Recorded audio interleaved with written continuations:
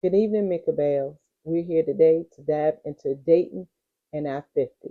And we're going to start our conversation off with dating from our 20s down to our 50s. How dating in our 20s was not the same as, of course, in our 50s. So that's why I'm doing this period. But dating in my 20s was so much different. Back then, we didn't have the modern technology of YouTube, TikTok, Facebook dating, the online dating. We had none of that then. So today we're going to dive into some things that you feel like are different from the 20s to your 50s. Feel free to drop a comment down. Feel free to give me your opinions, your thoughts, some discussions you might want to talk about. I'm here for suggestions and we're being all open and transparent. In my 20s, I had just had my daughter, so life started changing for me with the way I could date because I had to consider, my daughter, her time, and then trying to be into another relationship. I think that in my 30s, by that time, she was at a decent age where I could get out and date, and I was dating a lot more. And in my 30s, my later 30s is when I did get married, but soon after was divorced. Of course, the divorce changed me, and it made my dating life different in my 40s because then I knew by my 40s, I thought I knew more of what I wanted, and I still was out there in the dating world. But now that I'm in my 50s, I for sure know what I want. And that's one of the things I want to talk about and how confidence changes with our dating. Like women, I don't want any of you all to feel like we have to settle. That is not the way to do it. Don't stay in a relationship. If the relationship is not working, it is okay to walk away. Yes, it's not always good to be alone, but it's better to be alone and have your peace of mind because peace is priceless. I do not think anybody should stay in any type of relationship, even if it's not abusive. But if it's not fulfilling your needs and making you be fulfilled and happy and bringing you joy day in and day out, then that's not the relationship for you. It is time for you to probably branch out and do you for a little while. That's why I always tell my maker bells, I need you all to always know to love yourself first. I know it's not always easy to have confidence, but one thing I do know is that when we put on our clothes and we go out and we're in the community doing whatever, when you're doing something that you're passionate about, that you feel good about yourself. Getting your hair done, getting if you get your nails done and your eyebrows or whatever, do those things to make you feel good, to make you not stay somewhere that you don't want to be. Maybe they don't want to be there and it's not working and don't feel good. I need for you to love yourself first. Build up your confidence in your own mind. I need you to tell yourself, Tamako, this is not working. It is time to move on. Tamako, you don't have to settle to be with somebody that's not there on your level or doing the things that you like to do that are into you. You want the person to be into you just as much as you're into them. Do not settle. If they're not meeting your satisfaction needs, don't do it. It is time to move on and it be okay. No, it's not always easy. I just said that, but it can be done. I personally, I talk to the Lord. I tell the Lord, Lord, I'm having this feeling right now. I'm going to need you to take care of this. And believe it or not, at the amount of time, it works. But you have to stay consistent and true to yourself. I think that we have to practice different affirmations within our day. I wake up talking to the Lord and I go to sleep talking to the Lord. And if things aren't going right during the day, I will pause and say, Lord, I need you now.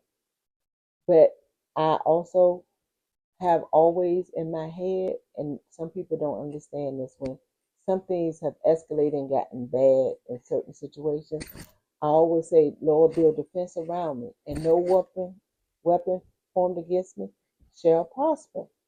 I have that affirmation in my head automatically to take me, to bring me back where I need to be and not go in the other direction. Because that don't turn out good. But you have to find your own. I want you to look for the one for you that works for you. I need you to start journaling. I learned that doing a discipleship class, when journaling and fasting go together. Journaling does not come easy for me because by the time I go to bed at night, I am deadbeat tired. But I do keep the journal on my bed for the nights where I can scribble down if it's nothing but bullet points. So if I go back and read it and see it, I can go back and say, I've grown from this and I'm going to this. I think that the way we choose to start our day makes a difference. I think that we definitely should have a plan when we get up in the morning. Plan what we want to wear, plan if you eat breakfast, what you're going to have for breakfast, plan what you're going to have for lunch. Those are some of the first things that come into my mind in the morning after I've done my time with the Lord. First thing I do is say my prayer. Lord, I thank you for waking me up this morning, for giving me good health and strength, and to send me on my way. I want to thank him first before I go to the bathroom, before these feet hit the ground. I want to thank him. And then from there, I take my time and I listen to all my spiritual things in the morning. I don't read them directly. I read or I listen to the Bible verse that I get from my calendar from my church. And then I go into the Daily Bread and I listen to that. And then I listen to Charles Stanley, what is it? Our Ministry, I think it's called. And I listen to that. And I do that every morning before I even get out my bed. I may run to the restroom and come right back, but those are what I do in the morning. And I think it makes a difference when we have some kind of foundation. I don't know if you're a Christian, if you're Muslim or Buddhist or whatever you are, whoever you feel like you look up to, that's who you need to go to first to start your day. And I think that once we do that and we are praying, Lord, to help us to give us strength, to make us better people, and we get the confidence from within, it will flow out and it will be seen and give you the confidence that you need to go out into the world. Because we know the world we live in now is not the world we lived in our 20s and 30s, as well as we're not the same person we were in our 20s and 30s. There is a lot of change in the world, not just dating, but within ourselves. And we have to acknowledge and be held accountable for the things, own our mistakes we did then, but we not bringing them forward. And that's what we need to tell ourselves. I think that we need to communicate very clearly in the beginning. When we decide we want to date someone, I think it is very important to communicate, not on your first date, you don't have to, but our religious beliefs, our financials, um, our family beliefs, because we all know if your family don't like them, sometimes that can be a hard life to live. And I'm not saying you have to get their approval, but it sure would make life better and easier. I do know that. And when your family don't like someone, it carries over because you feel like you can't embrace them and bring them amongst your family members because you know their feelings. Not to say that that's always going to matter, but please remember to always take that into consideration with dating somebody. I want you to own your presence.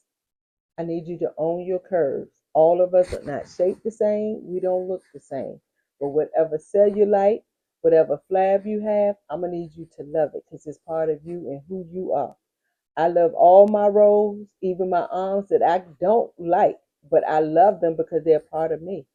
And I don't shame from them. I'm going to wear my halter top. I'm going to wear my two-piece just like anybody else if that's what I choose I want to do. But I need you to have the same thing. And I need you to walk boldly. Yes, some people in Jamaica looked at me different because my stomach don't look like some of them other people's stomach. But did I care? Because it don't make a difference. I probably won't ever see them people again in life.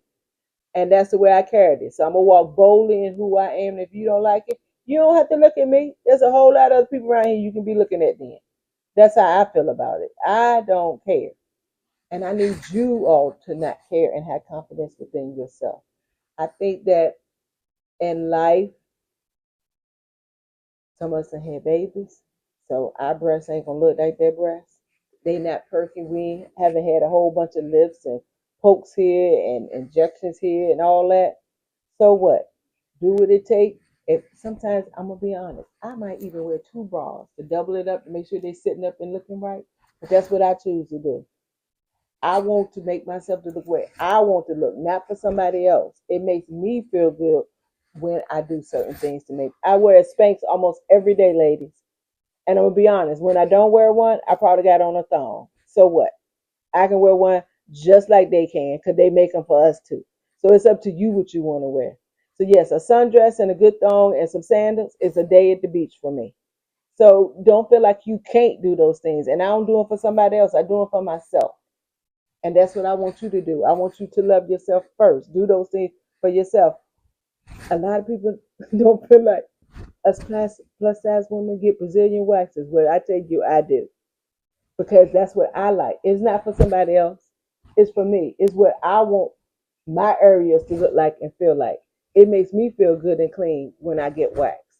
I don't do it for nobody else. I exfoliate my body for me because my skin feels cleansed and soft after I do it. But I want you to do things for you. You don't have to do the things I'm doing. I want you to do the things you need to do for yourself. Also, one other thing that I want to bring up is keep the promise to yourself. I want everybody right now in the comments, I want you to tell me one thing you promise you're going to do for yourself every day from this day forward. Affirmation. I don't care if it's saying anything about your own hygiene life, whatever. I want you to promise one thing. If it's matter, it's going to start. Everybody talk about my teeth. I spend a lot of money in the dentist for these teeth. I just want you to know. My dentist love me because I've had 4 implants at this point. So my teeth have cost me a lot of money. But now I got to use that, water pick thing.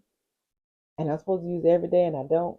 So maybe that's gonna be my promise. I put in the comment that I'm gonna use my water pick every day. I want you to write one thing in the comments for me that you're gonna do for yourself every day. Something else I got up here for us to talk about is what's one way you show up for confidence for yourself every day that you already doing, not what you're about to do, but that you're already doing. What is something that you do for yourself to make yourself feel good? Put on your makeup in the morning, put on some lip gloss. One thing, just tell me one thing that you do for yourself to make yourself feel good.